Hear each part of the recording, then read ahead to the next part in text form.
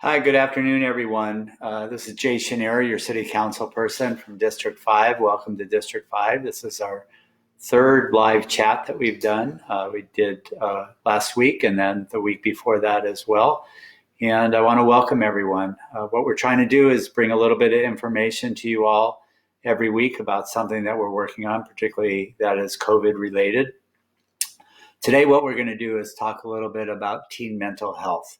It's a huge issue, as many of you know, in the city. So I want to provide a little bit of context, talk about a specific initiative called Cities Rise Sacramento. And then I'm going to have Bina Lefkowitz come and talk with us as well, who is running the Sacramento Cities Rise initiative. So a few things. One is I talked a little bit last week about a phone call that Lisa Murawski from the school board and I put together, that we invited youth organizations to come and talk about what their young people were feeling, what their families were feeling, and what were the most important issues. At the end of the call, we had about 67 different individuals and organizations on the call. At the end of the call, we came out with 4 buckets of information that people were interested in further discussing. One was around technology. How do we make sure that our young people have the hardware, the connectivity, and the adults have the professional development to move into this new virtual world that we're all in. The second piece was around the unsheltered and homelessness, and what can we do for young people there as well.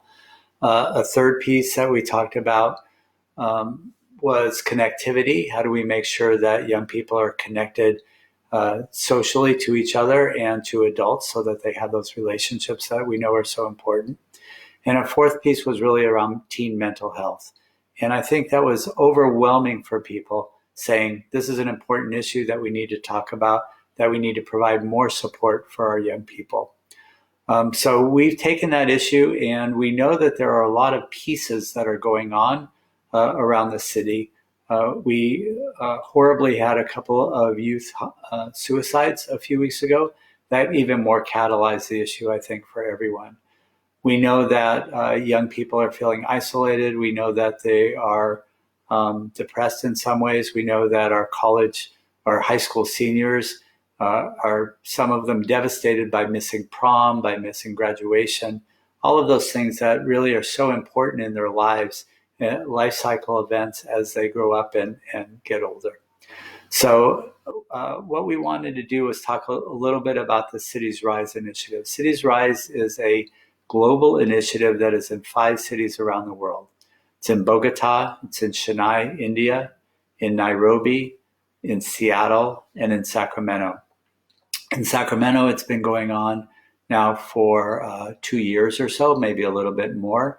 Been working with a lot of young people around a set of awards called the Youth Challenge Awards, where 5 organizations working with young people, led by young people in many cases, have gotten significant monetary rewards for making sure that young people know what they can do, where they can go, and their own initiatives around creating positive environments for youth.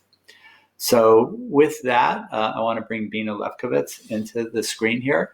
Many of you know she's also my wife, but someone who's been working with youth for a very, very long time here, one of the experts that we have here in Sacramento. So I'm going to turn it over to her and let her talk about Cities Rise, what they're doing and what they hope to do. Bina? Hi, Jay. Thank you. I think for anyone those of you who know me, you know I'm a passionate advocate for our young people, and I feel so privileged right now to be working with Cities Rise. I can't imagine a more important topic to be speaking about teen mental health and well-being, especially during this time of COVID. At Cities Rise, when we talk about mental health, we talk about mental health and mental well-being, and we think of it in 3 ways. One is making sure young people feel connected to each other and to caring adults around them and to their community. Making sure young people have access to caring environments and caring supports, particularly from if they're in need of care from like a mental health provider.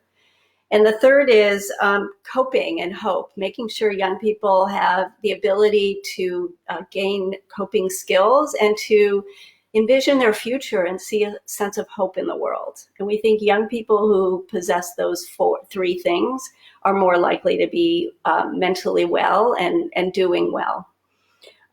Jay mentioned that one of our efforts at Cities Rise is the Youth Challenge Awards, and these were mini grants given to youth leaders and their adult ally organizations. And mostly they were to really promote youth innovations and youth-led ideas. And that's the other thing I want to say about Cities Rise. Cities Rise is really about mobilizing the voice of young people and the talents of young people to help the city become a mental health friendly city.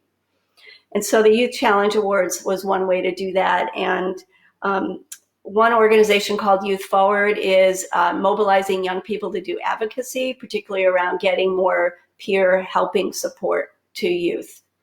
The second group is a group called Waking the Village, which works with homeless youth, and they're activating their homeless young people to create music and to express their emotional needs using music as the venue. The other three groups are Improve Your Tomorrow, the LGBTQ Center, and Greenhouse. And all three of those groups are trying to equip their young people who they work with the ability to speak about mental health, to understand mental health so that they can then speak to their peers around mental health and well-being.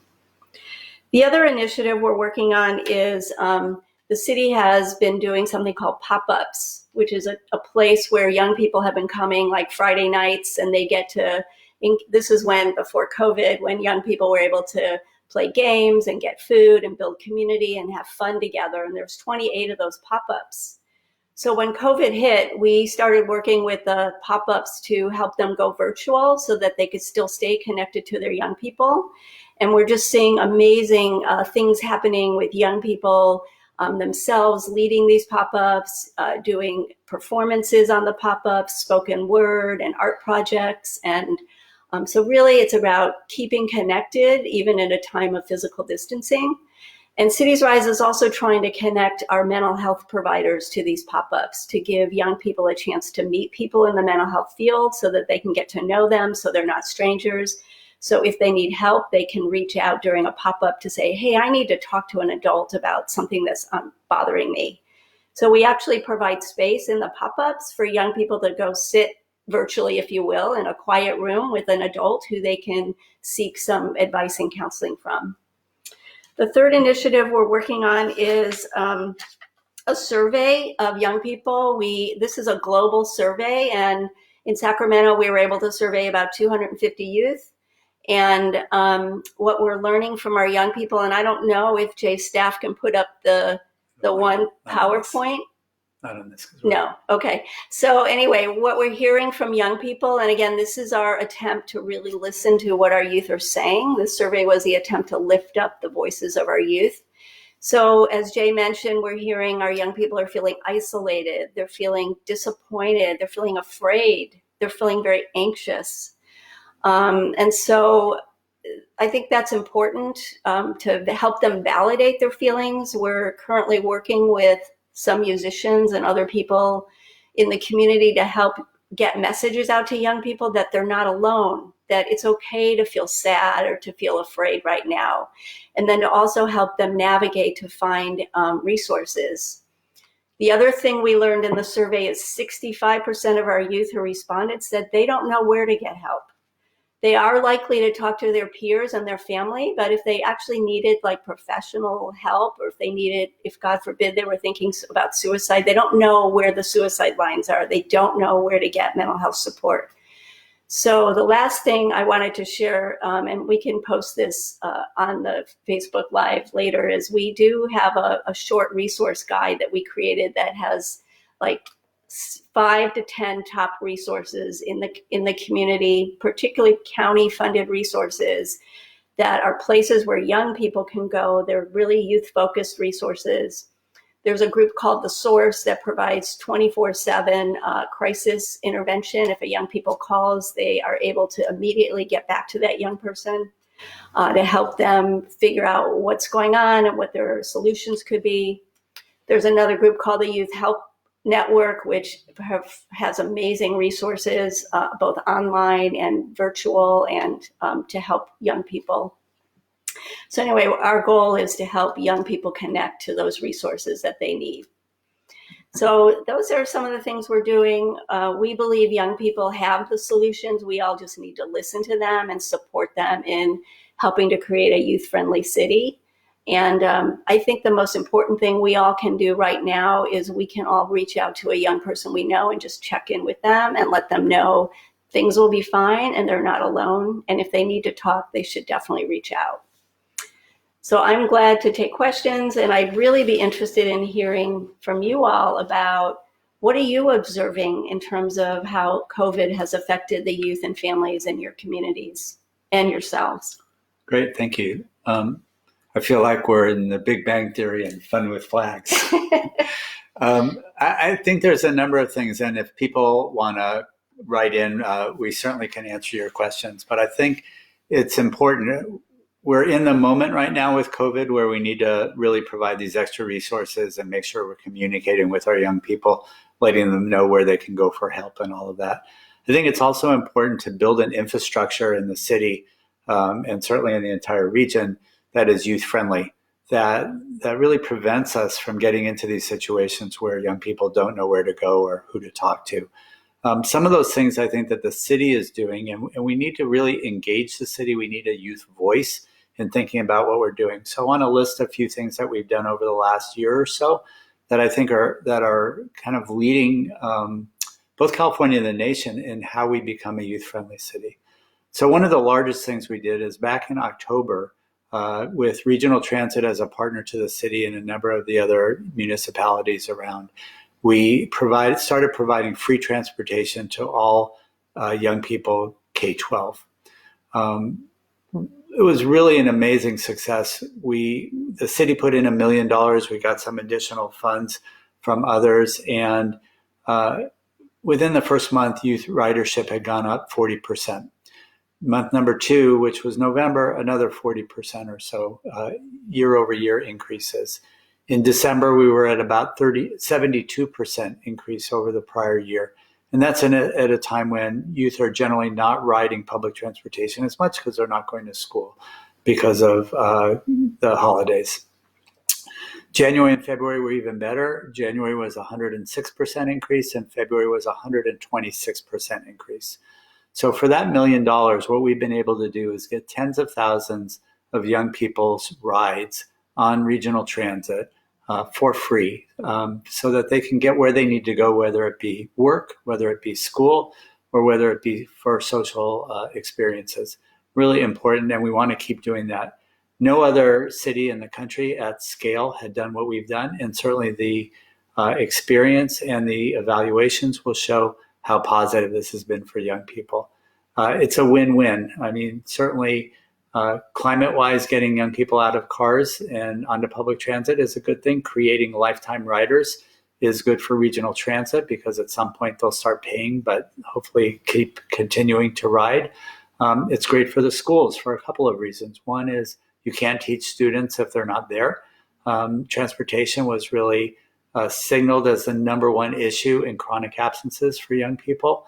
And so good for schools in that way, and also good for schools and their average daily attendance. Schools get reimbursed by the state based on the number of young people that are attending school. So that's one thing that we did. And all of what we're doing, we're trying to do in conjunction and in collaboration with the Youth Commission of Sacramento. We don't want this to be adults saying, we know what you need, we're just going to do these things, but really we're going to do them with you. The second thing that we're currently working on, and COVID has put a little bit of a pause in what we're doing, is to put young people on our boards and commissions. So whether it's the Planning Commission, whether it's the Parks and Recreation Commission, whether it's our Police Commission, having that young person's perspective as we think about issues that impact the city, and particularly that impact young people, is really important. We went to the Youth Commission and said, we'd like to work with you on this. They've been great. They said, we want to start with 3 commissions, Parks and Rec, Police, and one other, which I will remember soon. We're currently working on how to do that. The next thing that we're going to do is we will be spending a fair amount of money from the city on youth programming. Some of you may have read in the paper today, I believe, we just got our federal stimulus dollars, which are $89 million. That is money that needs to be spent this year. Some of that money will go certainly to filling gaps because of the huge decrease in our revenues as a result of not having much sales tax because people aren't buying things right now. But we really want to work with young people to decide what the best use of those monies are in thinking about youth programming. So at this point, we're working with our city staff to do a joint meeting between the City Council and the Youth Commission, where young people can really voice their ideas about what they need. As we move forward, piece by piece, we really want to make sure that we are including and engaging young people as we think about the issues that most impact their lives. Every young person deserves the resources, the access, and the opportunities to be successful. I think that's our responsibility, both as electeds and simply as adults in the city and caring Sacramentans. So those are some of the things that we'll be doing. We'll continue to work with our young people to let them tell us what's most important as we go piece by piece. I was talking to one of our city folks today who said, I know that at the end of the day, you want to have a young person on the city council. I think that's something that we can do. When I was on the school board for 8 years, there was always a slot for a young person to be elected out of the school district in Sac City Unified. And I think that hearing from that young person over that period of time was one of the most valuable things that we did. They're in the system day to day. They know what's going on. They can represent their peers in a really positive way. So those are the things that we really wanted to talk about today. I don't see any questions on the board now. We've had about 500 views on this broadcast the last couple of weeks. We hope that continues to be the same. We want to invite you back next week. What we hope to do is start talking with some of our neighborhood leaders on a weekly basis. So we're talking to them now, and we'll try to have probably 2 neighborhood leaders on each of these broadcasts. We also want to talk about transportation next week and what's going on with the city's Sacramento Transportation Authority and the possible transportation bond that we're going to put on the ballot, maybe in November, depending on what the environment looks like. So with that, I want to thank everyone for tuning in. Wish you a safe and healthy day, and be well. Thank you. Thanks for having me on. Sure.